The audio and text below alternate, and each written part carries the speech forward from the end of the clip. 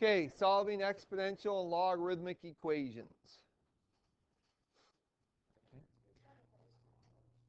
When we're solving, we're going to work with just exponential equations today. If you remember, for the most part, and you've already done some of this, okay? So you have a little bit of a head start on it. But to do these, it's important that we understand and realize these rules about exponentials and logarithmic functions. That one of the things we want to do is that if we can, we want to be able to have, with exponential equations, have the same bases on each side of the equal sign, so then it's just a matter of the numerator or the exponents being equal to each other. Or if I'm talking about logarithms, if these two parts, oops, I don't want to do that.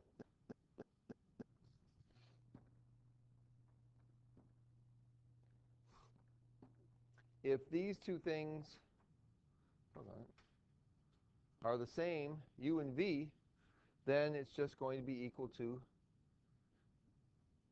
u is equal to v, all right? Because if we have the log with the same base, then those two things, u and v, are just going to be equal. So if we can get to those 2 points, it really helps us out. Now, the other thing is if we're talking about exponential equations, then if you can't solve it without having to use a table and graph, then I'm just going to change it to logarithmic form to solve. And if I have a logarithmic equation and I can't just solve that very easily, I'm going to change it to exponential form. So we're going to be working back and forth with exponential functions and logarithms. So I think this is the first one you have, right? Yep. Okay. Now, the first thing we always want to try to do is, if we can, make the bases the same. Because if we can make the bases the same, like here, that b to the u equals b to the v, then I just know that u and v are the same, are going to be equal. So I can solve that.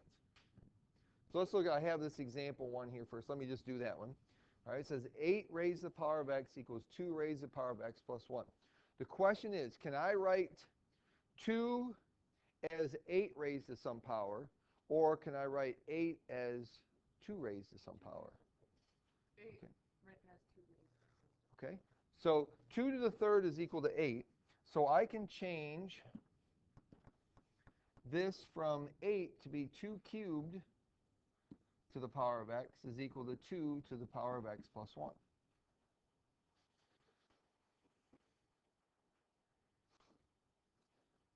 So this is 2 to the 3x equals 2 to the x plus 1.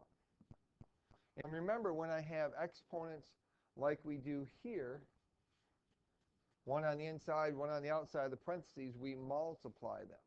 Okay? If there's more than one thing there, you have to distribute. Okay? So now, since my bases are the same, they're both the 2, then I can set the exponents equal to each other and solve.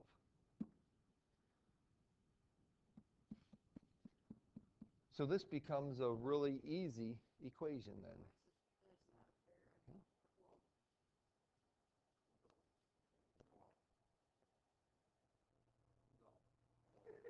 Okay.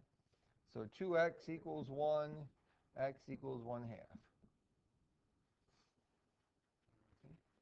And one of the things to remember is, do not forget that when you are solving equations, you need to check your answers. And you can check these answers just by using your calculator if you want.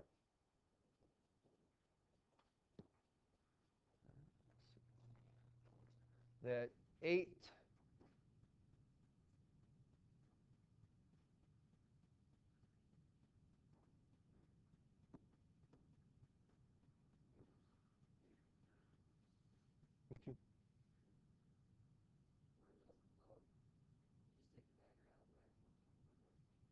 You know, I would try that, but there's no battery here.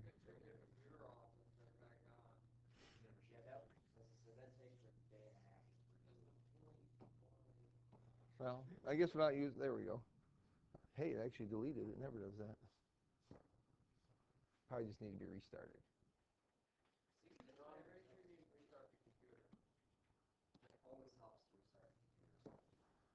So we have 8 raised to the power of 0.5 and 2 raised to the power of 1/2 plus 1 is 1.5. And they both equal the same thing. So I checked it to make sure that it's correct. So your number one then, I have 9 raised to the power of x equals 3 raised to the power of x minus 1. So what can I make those, what can I do with that then? 3 squared, parentheses, okay. All right.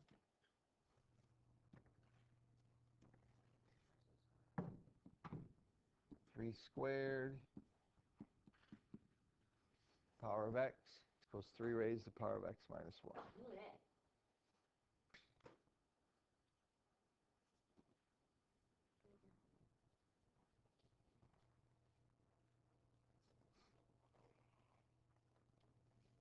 So we get 2x equals x minus 1, so x equals negative 1.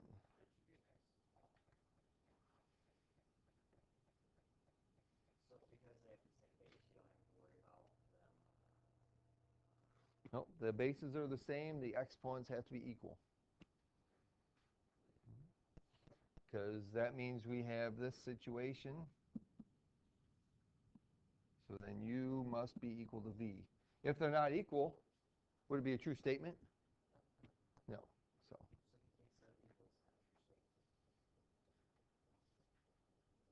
you will be able to set them equal, right? If you have the same base. All right, it's only when we have the same base. All right.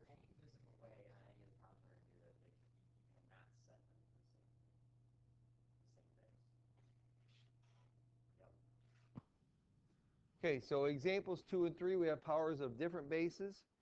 To solve, if you have powers, or if you have different bases, then we're going to have to take the logarithm of both sides.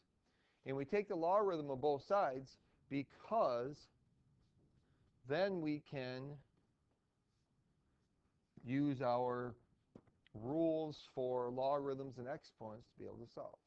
So if I take the log of both sides here, we get the log of 6 raised to the power of x equals the log of 3.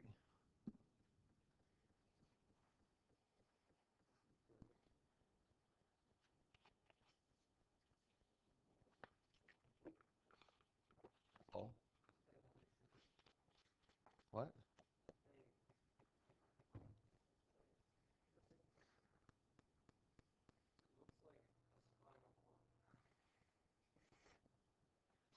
It's all a matter of perspective. Okay. So we have a power here with an exponent, or with a power here with a logarithm, so we can move that power to the front.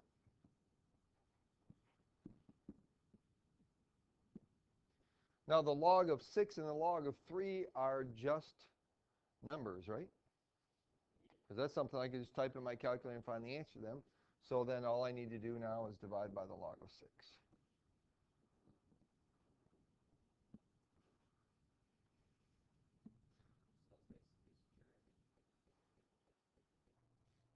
No, it's not.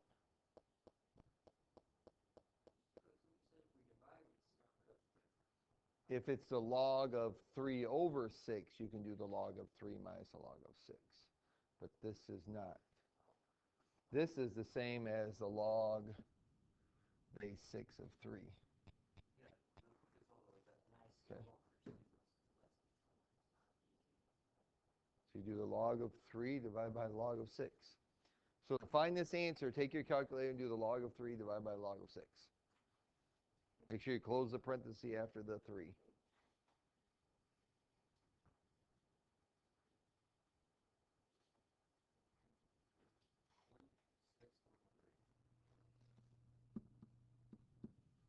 Okay. So we could check that answer. 6 raised to the power of 0.0613 second answer. Now, if I just use 0.613, am I going to get exactly 3? No. So you have to remember that in those cases, you're going to get an approximate value because you have an approximate answer. So it should be close, though. 2.999 is really close to 3. Okay. Now, those are really pretty simple. When they get a little bit harder is when I change my base altogether and my exponents are different. So here I've got 2 parts to my exponent, which makes this a little bit tougher problem to solve, but can be done. So we have logarithms, different bases, so we're going to take the log of both sides.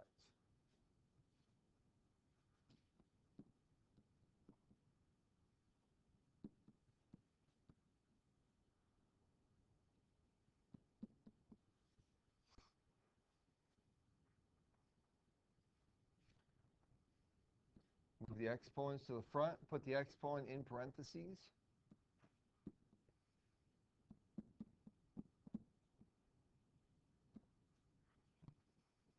Now the next step actually becomes preference by you. Some people would just as soon change these so these are decimals, okay, because then they're actual physical numbers that you're used to seeing to be able to find the answer, okay. Other people would prefer to just leave the log in there until they get to the end, okay. So I'm going to show you how to do it both ways. First of all, just leaving the logs in there, okay? And you might say, okay, that's fine, I can handle that. So, okay. So this means I'm going to distribute the log of 4. Okay. So we get 2x log of 4 minus the log of 4 equals the log of 5 minus x log of 5.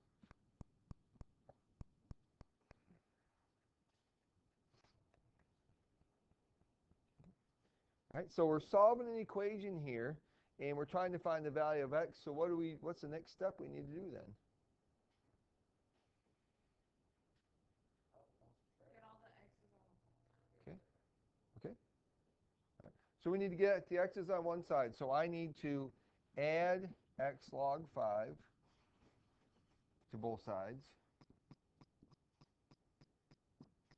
And I need to get the constants on the same side, right? Okay. So then I have to add the log of 4.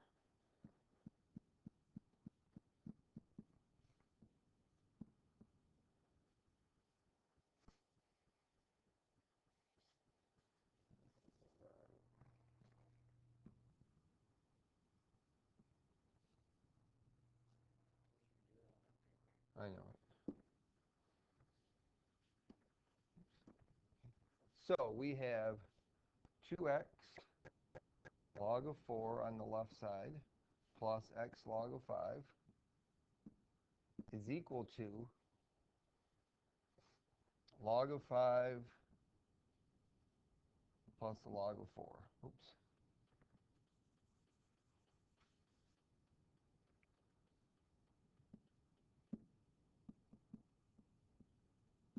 And I just thought of something that I hadn't thought of before, but we actually could make that the log of 20, right?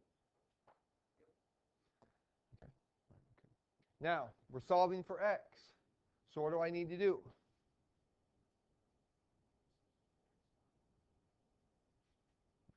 Do what, Drew? What do you mean substitute x? Okay, take x out of it. So we have to factor it out, right? Okay, so we need to factor out the x. So we get 2 log 4 plus the log of 5 equals, and if you want, you could change this to the log of 20.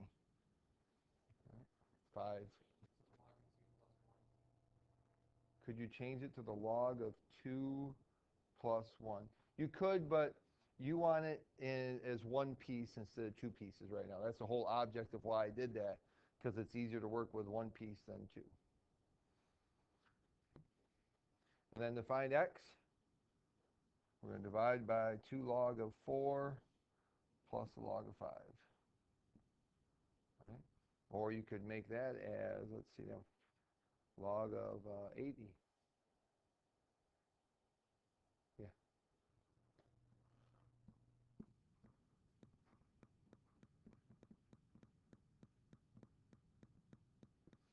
Okay. And that's something you can do easily on your calculator. Just need to make sure you do parentheses correctly. So we've got the log of 20 divided by, and I've got to put this in parentheses because I have a sum there. 2 log of 4 plus log of 5.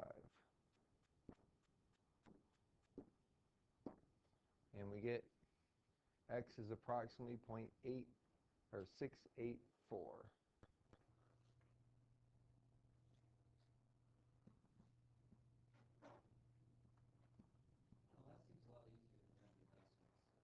Okay, all right, so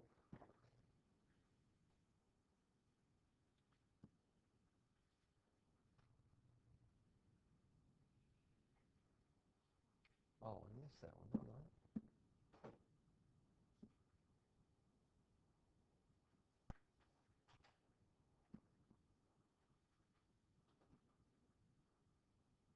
Okay. Now, what you could do is you could find the value of log of 4 and log of 5. So I have decimal numbers I'm working with. So I could do, let's see, let me take a picture.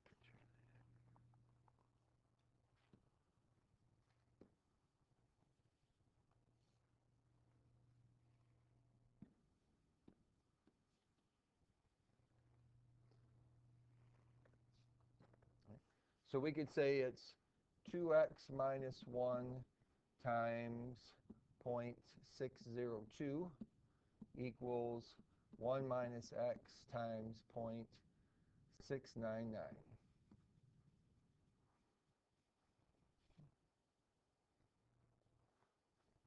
So this would give me 1.304x, oops, or 204,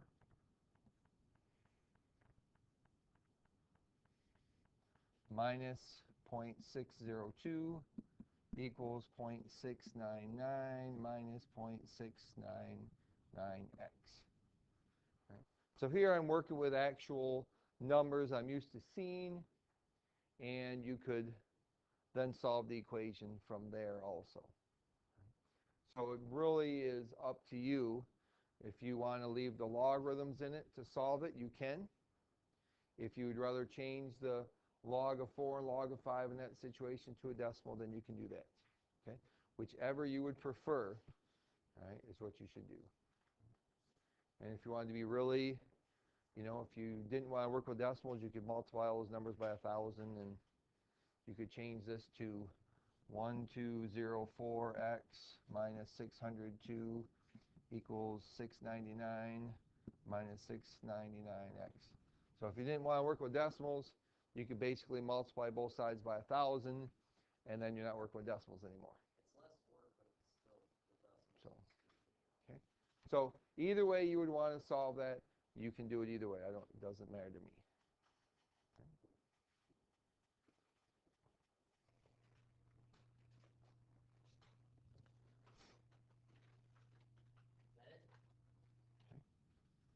All right, we've got one more.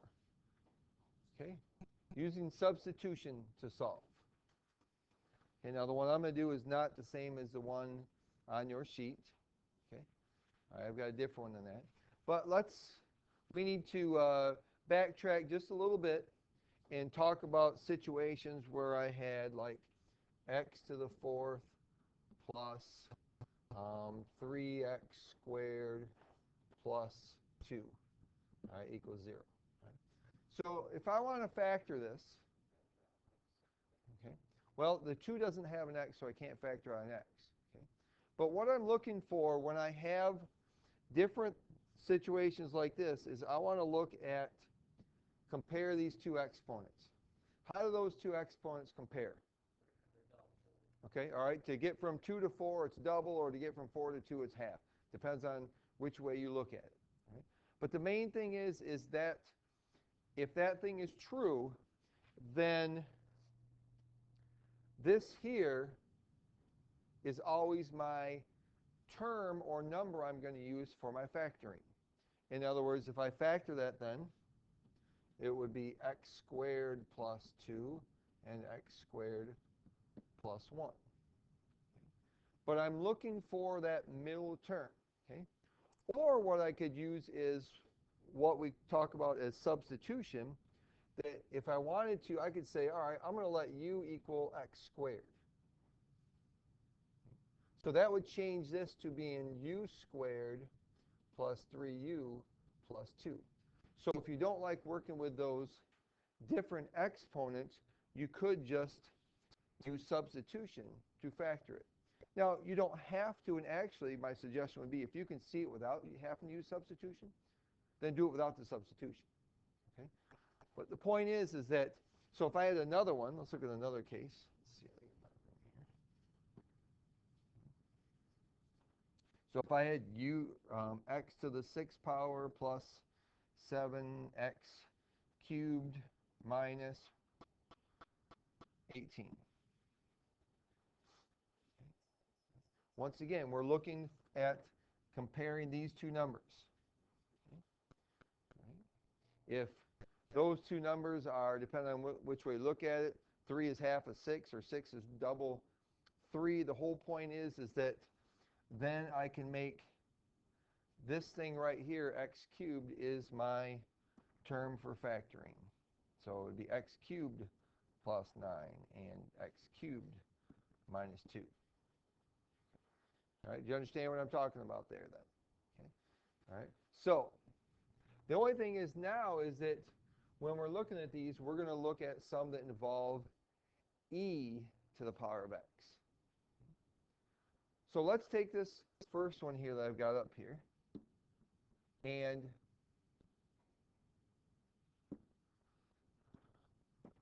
look at the powers here.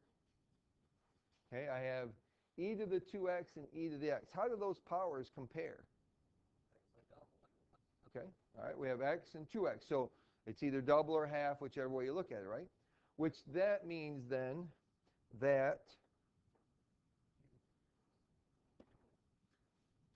I can either just factor using e to the x as my, and replace here like x squared and x squared, or I can use substitution and say I'm going to let u equal e to the x, that middle term.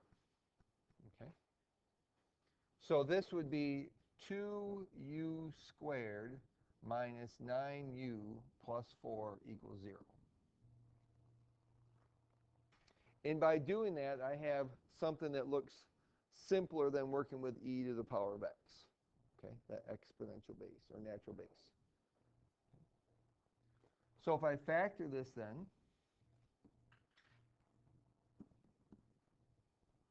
all right, we've got 2u and u. Okay, that must be true, right? So my middle term here is a negative. My last term is a positive. What does that tell you? They're both negative, okay? So that helps me. They're both negative, okay?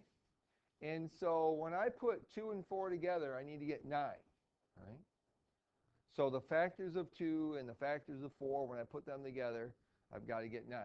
So when I do this multiplication here and here, add them together, I need to get 9. Okay?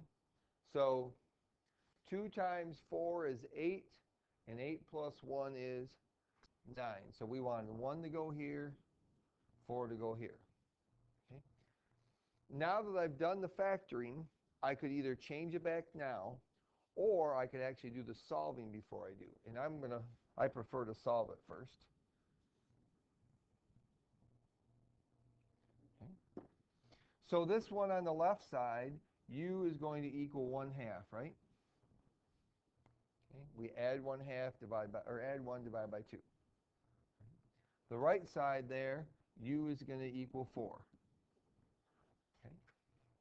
So now that I've solved for u, I can switch it back.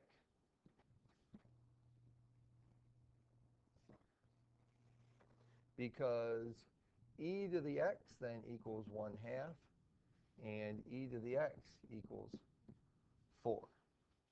So the purpose for the substitution is to have something that looks a little simpler, okay? You don't have to do it that way, but you can. Make it look a little bit simpler so that by using u's, that I could be able to see the factoring much easier than if I have an e to the x there. Okay? Well, now I still need to find out what x equals. So what will I do to find that then?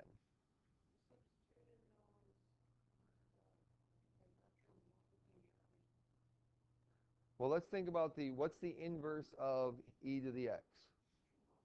Okay, natural log is, right? Okay. So if we took the natural log of both sides,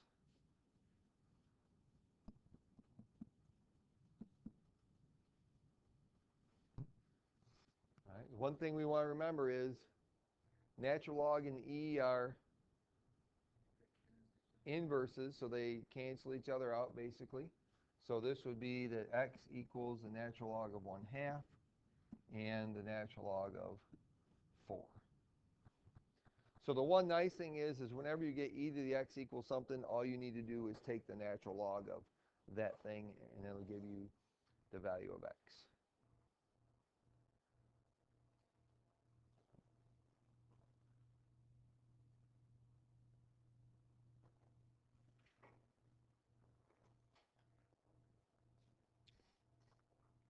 Or if you wanted to, you could just do the factoring and leave e to the x there.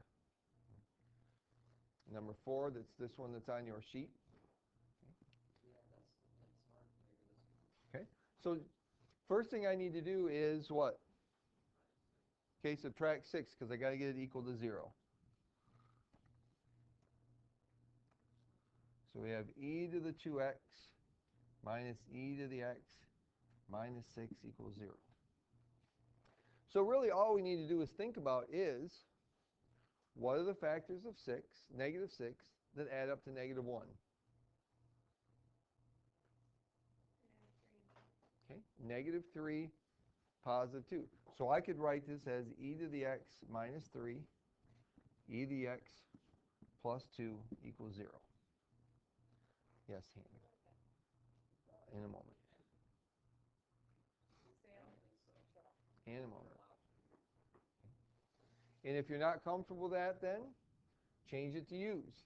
And we're going to let u equal e to the x. So it could be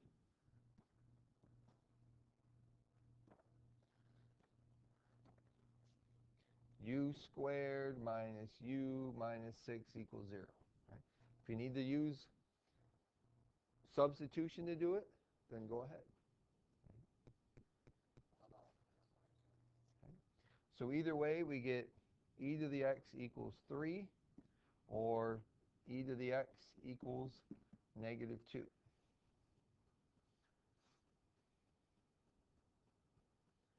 So x would equal the natural log of 3.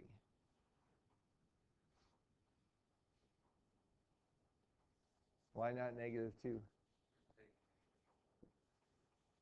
Okay. All right. E to the x can never equal a negative number. You can't take the log or natural log of a negative number. So that would be our answer.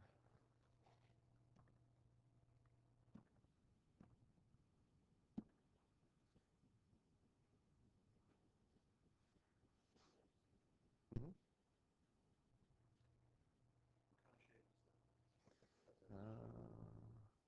It's a pentagon. No. It's got 5. Oh, I guess there is 6 there. There's 2 different ones there, isn't there? Oh, yep. Look at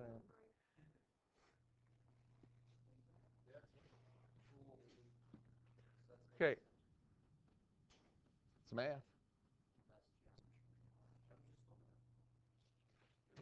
All right. I got a 4b up here. So here, this one might definitely be a situation where substitution would help you. But first of all, before I did any substitution, what do you notice about each term in this equation? Okay, they're all even numbers. So before I do anything, I'm going to divide by 2.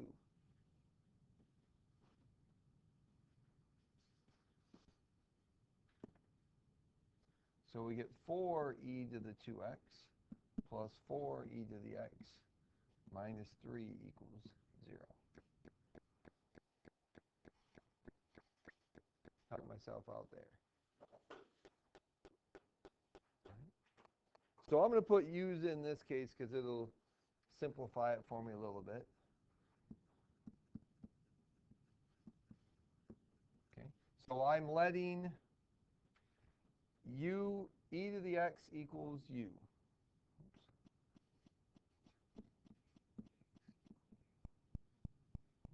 Just for my factoring purposes. Make it easier for me.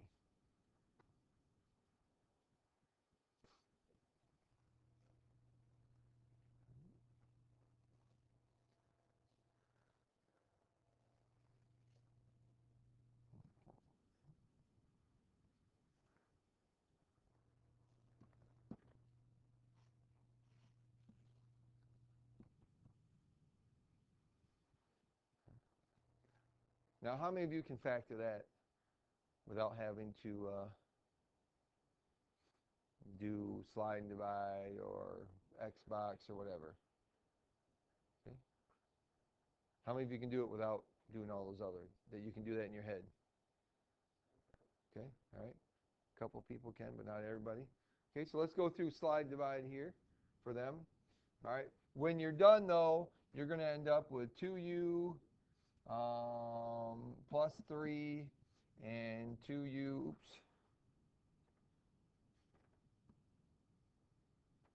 and 2u minus 1. Okay, because I want to get 6 minus 2 to get positive 4. All right. So let's use slide and divide. All right, so we multiply 4 times negative 3 and we get, all right, minus 12. Okay. So I factor that then. And let's see, we get 6 and negative 2, right? Correct? Okay, so I've multiplied a times c, factored it. Now I'm going to divide by my leading coefficient of 4.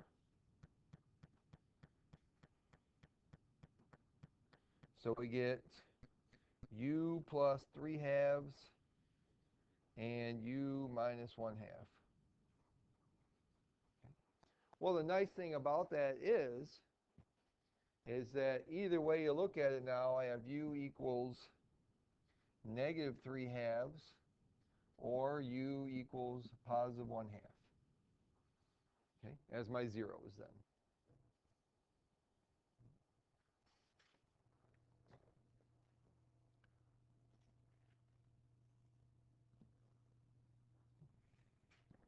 So this makes it e to the x equals negative 3 halves, e to the x equals 1 half, so x is equal to the natural log of 1 half, because you cannot do the natural log of negative 3 halves.